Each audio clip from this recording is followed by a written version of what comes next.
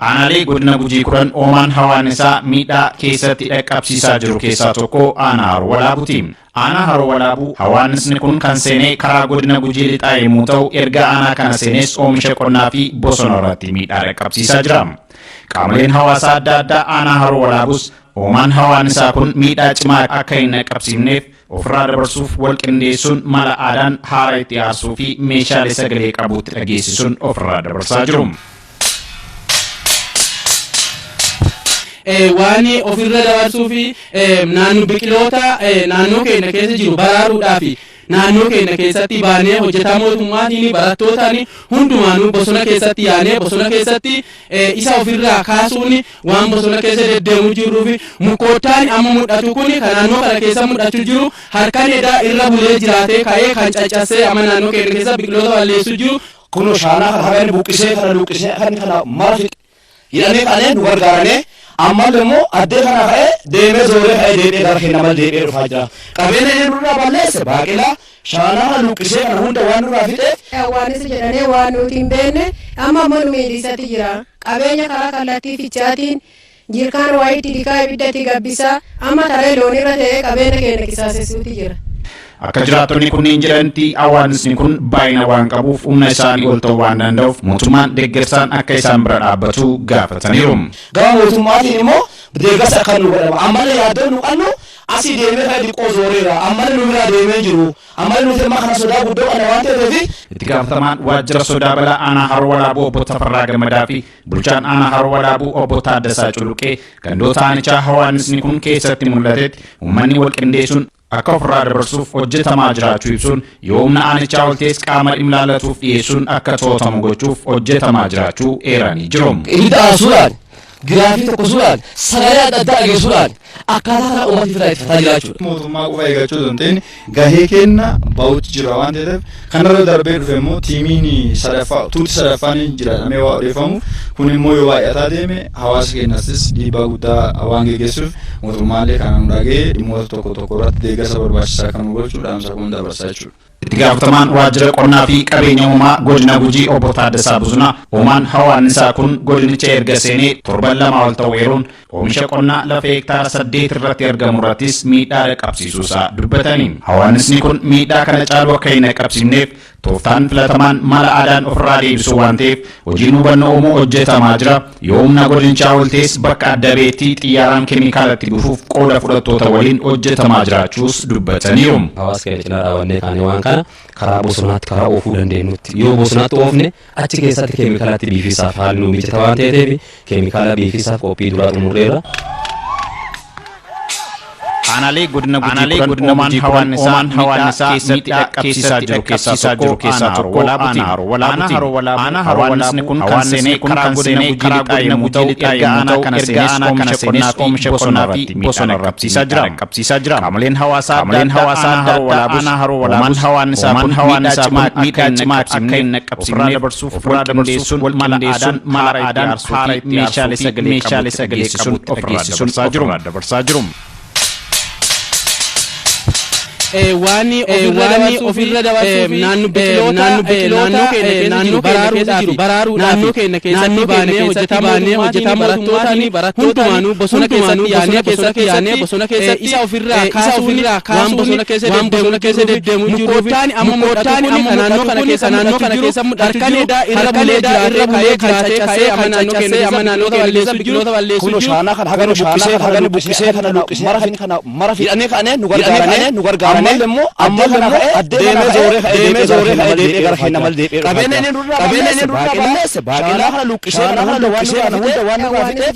Waan nuti hin beekne amma nu miidhisatti jira. Qabeenya karaa kallattii fichaatiin jirkaan wayiitti gabbisaa amma taree loonirra ta'ee qabeenya keenya qisaasessuuti jira. Akka jiraattonni kunniin jedhanitti baay'ina waan qabuuf humna isaanii ol ta'uu waan danda'uuf mootummaan deeggarsaan akka isaan bira dhaabbatu gaafataniiru. mootummaatiin deeggarsa akka nu godhama ammallee yaaddoon nu asii deemee ammallee nu biraa deemee jiru ammallee nuti amma kana sodaatuuf gaafatamaan waajjira sodaa balaa aanaa haroo walaabuu obbo Tafarraa Gammadaan aanaa haroo walaabuu obbo Taaddasaa Culluuti hawaanichaa hawaasni keessatti manni walqindeessuun akka hojjetamaa jiraachuu yoomna aanichaa oltees qaama ilaallatu akka to'atamu gochuuf hojjetamaa jiraachuu ibidda aasuudha gilaafii tokko sagalee adda dhageessuudha akkaataa kana uummata firaa jiraachuu gahee kenna ba'uutu jira kanarra darbee dhufe immoo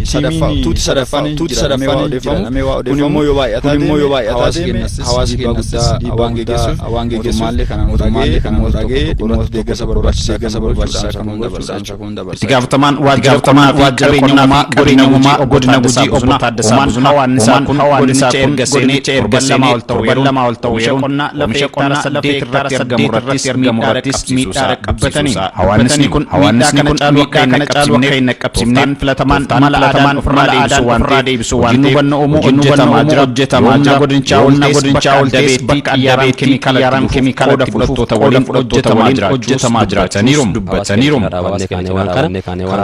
karaa bosonaatti oofne achi keessatti keemikaalatti biifisa waan ta'eef keemikaala biifisa qophii duraa xumurreerra. Aanaalee godina Gujii kudhan oomaan hawaannisaa miidhaa keessatti dhaqqabsiisaa jiru keessaa tokko aanaa walaabuu kan seenee karaa godina Gujii lixaa yommuu ta'u erga aanaa karaa godina Gujii lixaa yommuu ta'u erga aanaa kana seenes oomisha qonnaa fi bosonoleen hawaasaa adda addaa aanaa haroo walaabuus qaamoleen hawaannisaa kun miidhaa cimaa akka hin dhaqqabsiifne mala aadaan ofirraa dabarsuuf walqindeessuun mala aadaan haara itti aansuu fi meeshaalee sagalee qabutti dhageessisuun ofirraa dabarsaa jiru.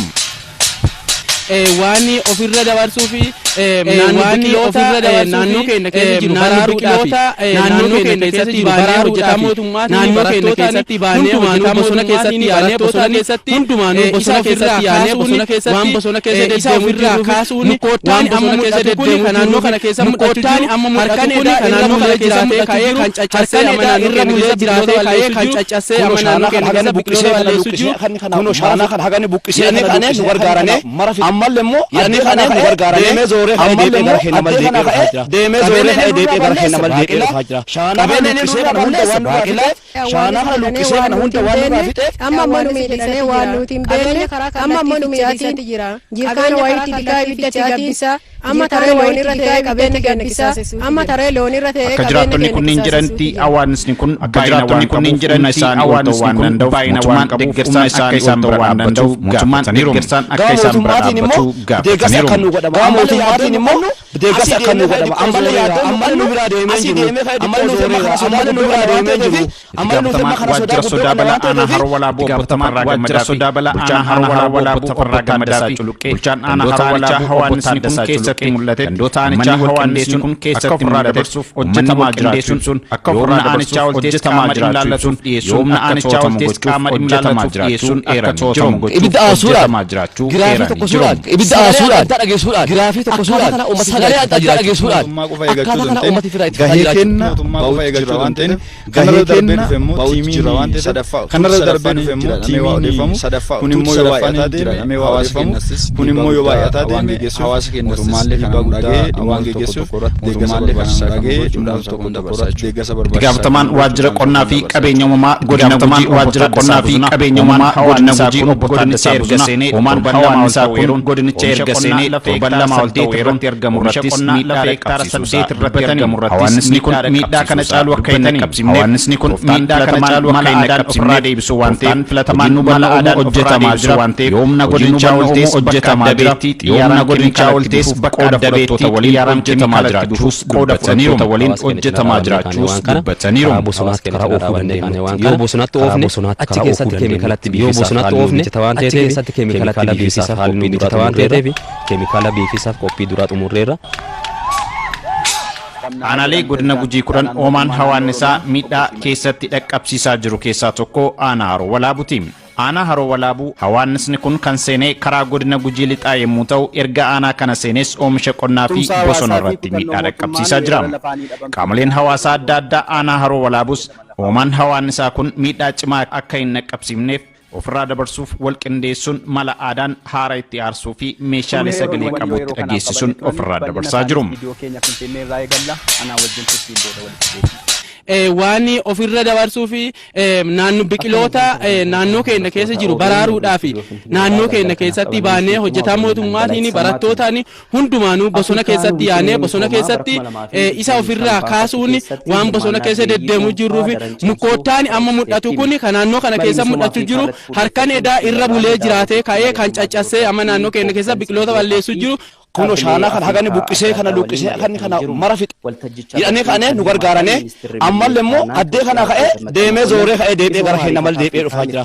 Qabeenya inni nurraa balleesse baaqilaa shaana kana luqqisee kana hunda waan nurraa fixe. Waanis jedhanii waan nuti hin beekne amma immoo nu miidhiisatti jira.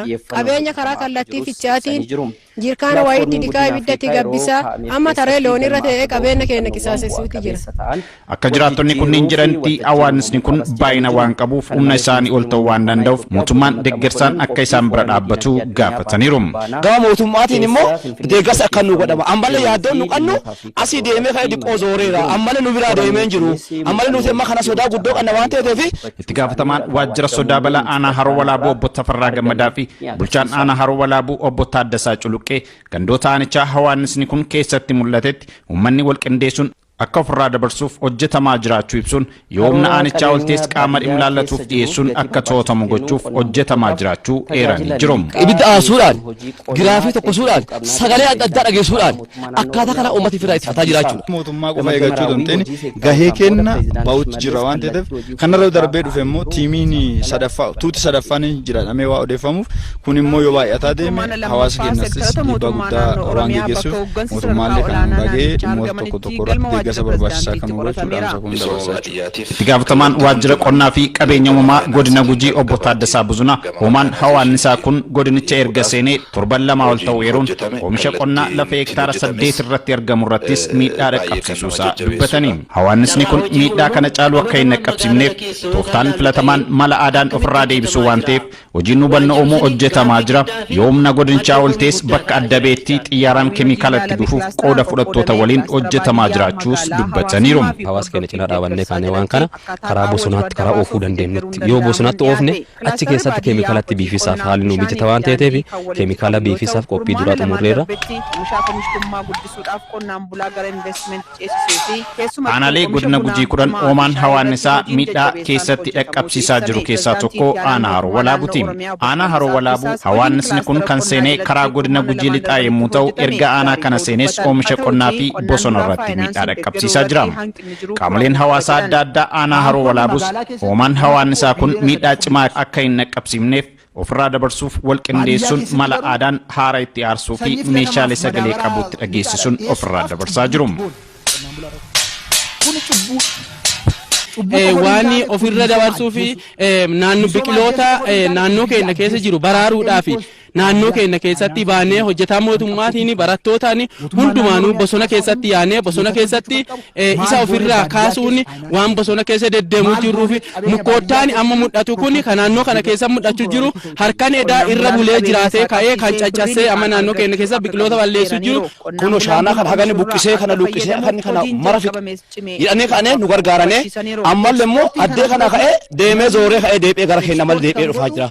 Qabeenya inni nurraa balleesse baaqilaa shaana kana luqqisee kana hunda waan nurraa fixe. Waanis jedhanii waan nuti hin beekne amma immoo nu miidhiisatti jira. Qabeenya karaa kallattii fichaatiin jirkaan wayitti dhiqaa ibiddatti gabbisaa amma taree loon irra ta'ee qabeenya keenya qisaasessuutti jira. Akka jiraattonni kunniin jedhanitti hawaasni kun baay'ina waan qabuuf humna isaanii ol ta'uu waan danda'uuf mootummaan deeggarsaan akka isaan bira dhaabbatu gaafataniiru. Gama mootummaatiin immoo deeggarsa akka nu godhama. Ammallee yaaddoon nu qabnu asii deemee ka'ee dhiqoo zooreera. Ammallee nu biraa deemee hin jiru.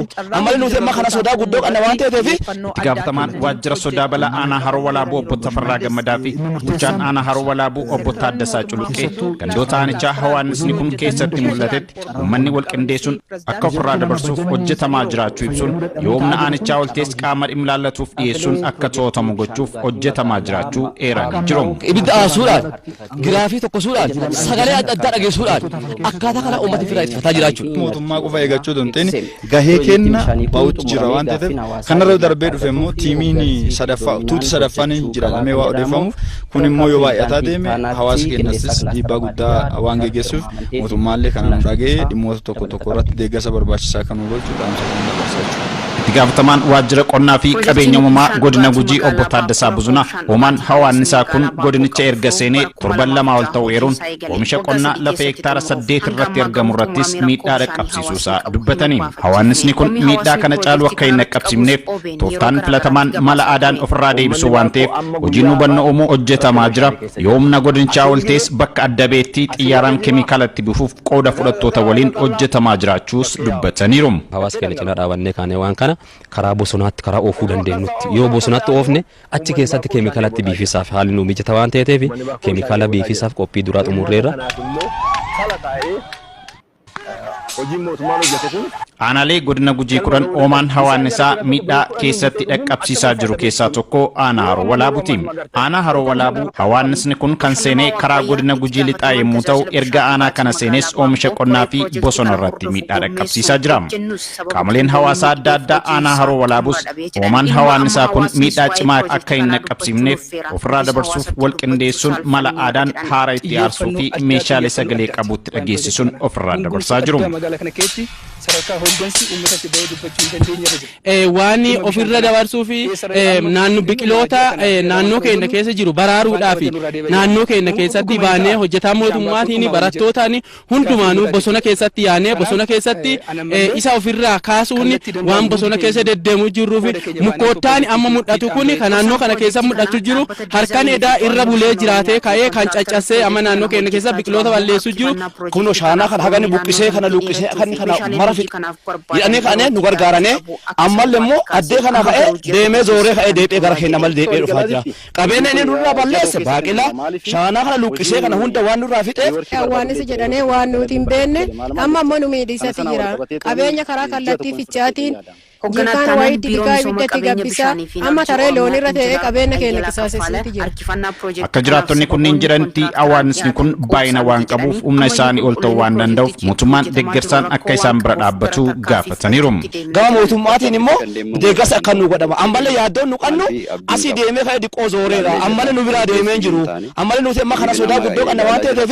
Itti gaafatamaan waajjira sodaa balaa aanaa Haroo Walaabuu obbo Tafarraa Gammadaa fi bulchaan aanaa Haroo Walaabuu obbo Taaddasaa Culuqqee gandoota aanichaa hawaannisni kun keessatti mul'atetti uummanni wal qindeessuun akka ofirraa dabarsuuf hojjetamaa jiraachuu ibsuun yoomna aanichaa oltees qaama dhimma ilaallatuuf dhiyeessuun akka to'atamu gochuuf hojjetamaa jiraachuu eeranii jiru. Ibidda aasuudhaan giraafii tokkosuudhaan sagalee adda addaa dhageessuudhaan akkaataa kana uummata ofirraa ittifataa jiraachuudha. Mootummaa qofa eeggachuu dandeenye gahee kenna ba'uutu jira waan ta'eef kanarra darbee dhufe immoo tiimiin sadaffaa tuuti sadaffaan jedhamee waa odeeffamuuf kun immoo yoo baay'ataa deeme hawaasa keenyattis dhiibbaa guddaa waan geggeessuuf mootummaallee kana nu dhagee dhimmoota tokko tokko irratti deeggarsa barbaachisaa kan nu gochuudhaan sagantaa barsiisachuu. Itti gaafatamaan waajjira qonnaa fi qabeenya uumamaa godina Gujii obbo Taaddasaa Buzunaa oomaan hawaannisaa kun godinicha erga seenee torban lama ol ta'u eeruun oomisha qonnaa lafa hektaara 8 irratti argamu irrattis miidhaa dhaqqabsiisuusaa dubbatanii hawaannisni kun miidhaa kana caalu akka hin dhaqqabsiifneef tooftaan filatamaan mala aadaan ofirraa deebisuu waan ta'eef hojiin hubannoo uumuu hojjetamaa jira. Yoomna godinichaa oltees bakka adda beettii xiyyaaraan keemikaalatti bifuuf qooda fudhattoota waliin hojjetamaa jiraachuus dubbataniiru. Hawaasa keenya cinaa dhaabannee kaanee waan kana karaa bosonaatti karaa oofuu dandeenyutti yoo bosonaatti oofne achi keessatti keemikaalatti biifisaaf haalli nu mijata waan ta'eef keemikaala biifisaaf qophii duraa xumurreerra.